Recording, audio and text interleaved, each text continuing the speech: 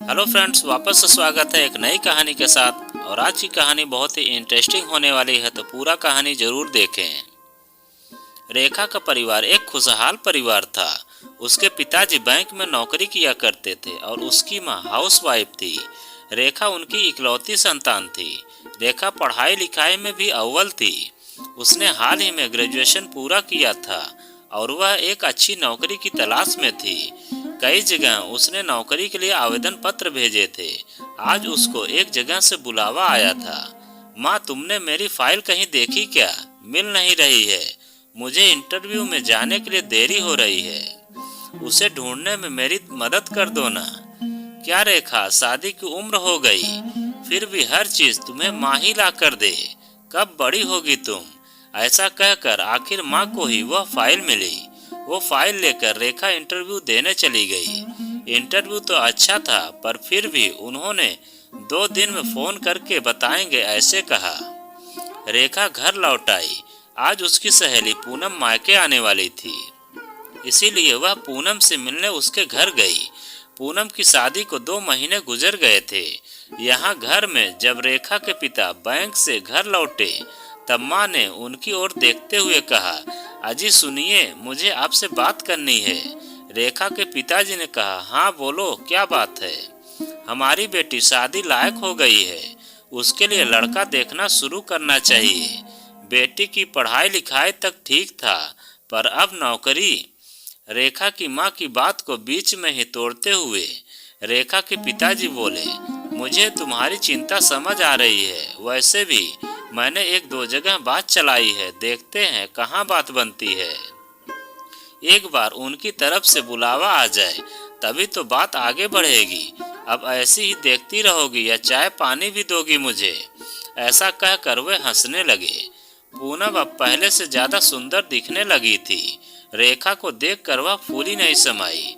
उसे रेखा से बहुत सारी बातें करनी थी, इसीलिए वे दोनों पूनम के कमरे में चली गई। पूनम, कैसे है हमारे जीजा जी? रेखा, तुम्हारे जीजा जी बहुत अच्छे हैं, मेरा बहुत ख्याल रखते हैं। मेरे ससुराल में हर चीज के लिए नौकर हैं, इसीलिए कुछ काम ही नहीं रहता है।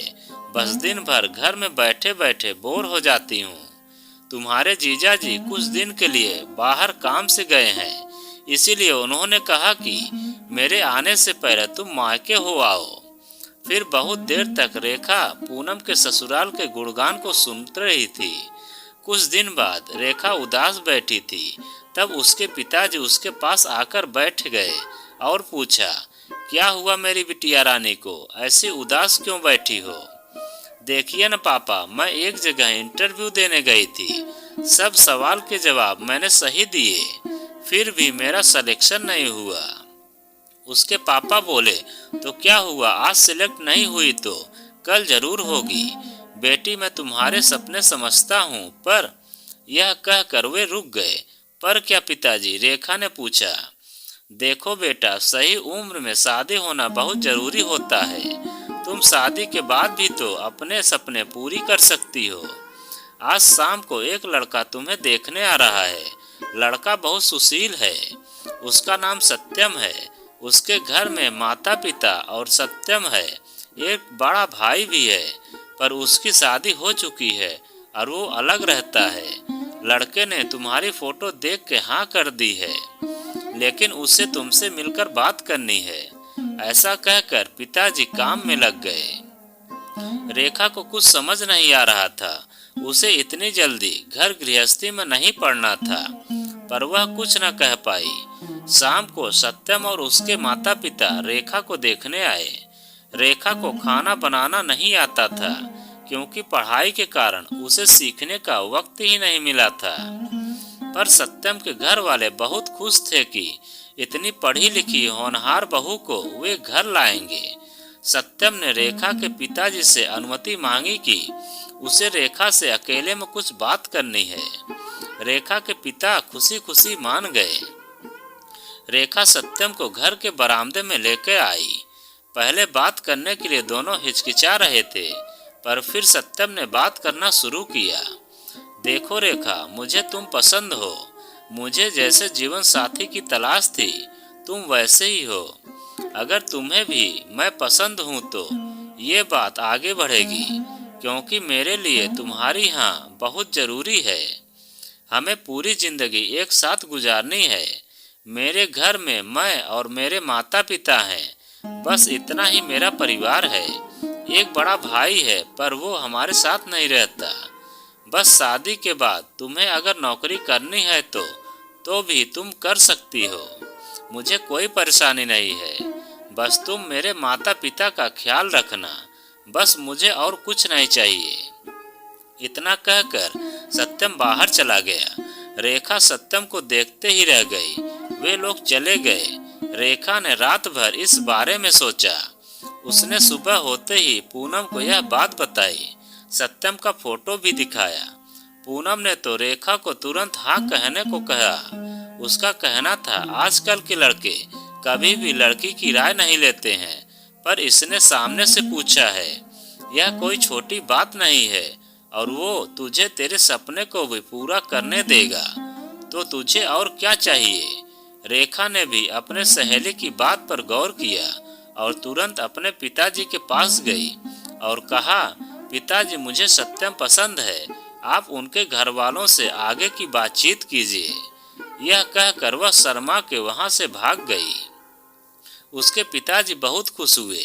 फिर उन्होंने सत्यम के घर वालों से बातचीत करके शादी के लिए एक अच्छा सा मुहूर्त निकलवाया और कुछ ही दिनों में रेखा की शादी हो गई। वह ससुराल चली गई। रेखा का बहुत खुशी से उसके नए घर में स्वागत हुआ। शादी के बाद सत्यम के साथ वह कुछ दिनों के लिए मनाली घूमने चली गई। सत्यम सच में बहुत अच्छा लड़का था।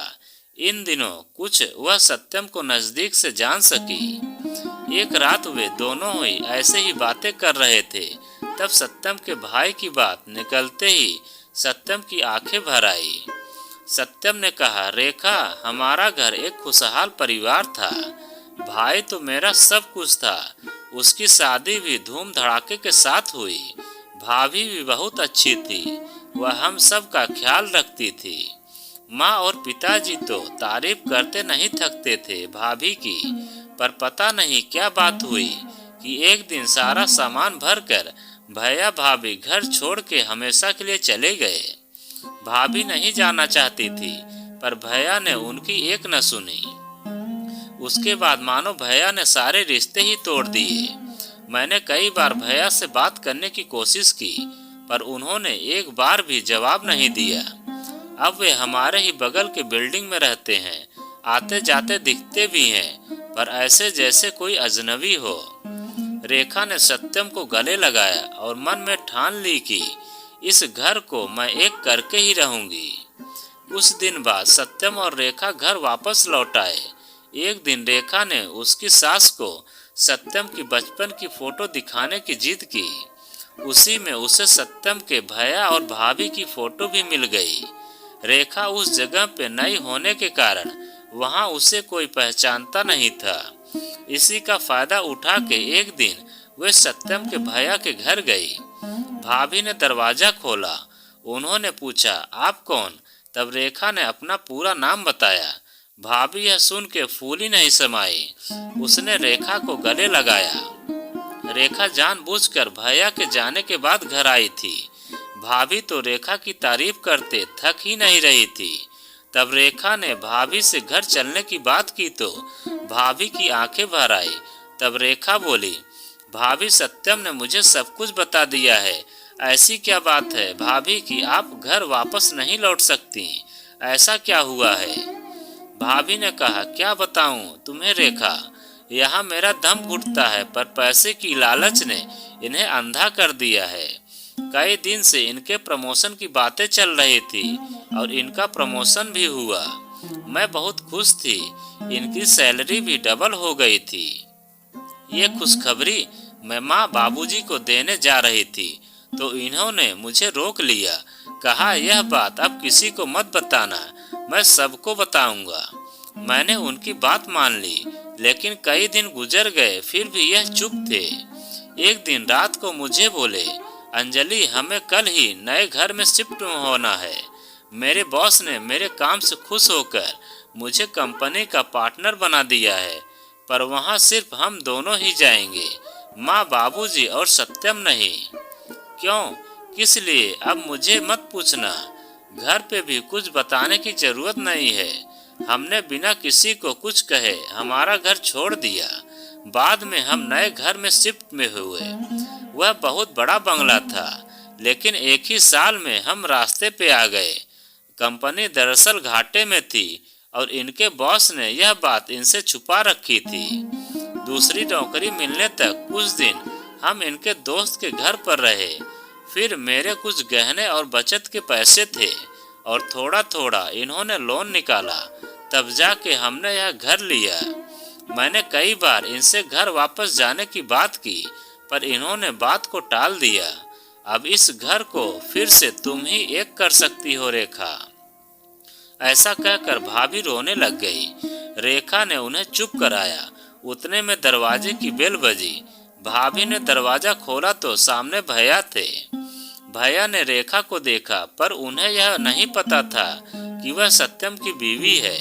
भैया अपने कमरे में जा ही रहे थे कि रेखा ने उनको आवाज लगाई और कहा, भैया, मैं रेखा, आपके भाई सत्यम की बीवी हूँ। मैं आपको और भाभी को लेने आई हूँ।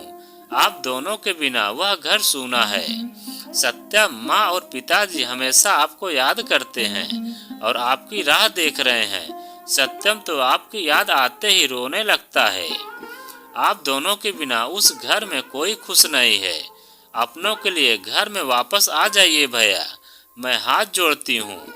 ऐसा कहकर रेखा भैया के पैरों में गिर गई। भैया की आंखों से आंसू टपकने लगे। उन्होंने रेखा को उठाया और भाभी से बोले, चलो अंजलि, सामान बांधो, हमें अपने घर लौटना है।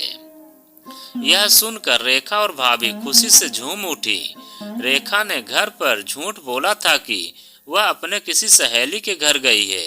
शाम को वह वापस आई, तब सत्यम कुछ पूछने ही वाला था कि रेखा के साथ आए भैया भाभी को देखकर वह चौंक गया और भाग के उसने भैया को गले लगा लिया। भाभी के पैर छुए। माँ और पिताजी तो बस रोते ही जा रहे थे। आज रेखा की वजह से उसका ससुराल फिर से खिलखिला उठा और फिर सबने कहा, हम सब एक हैं।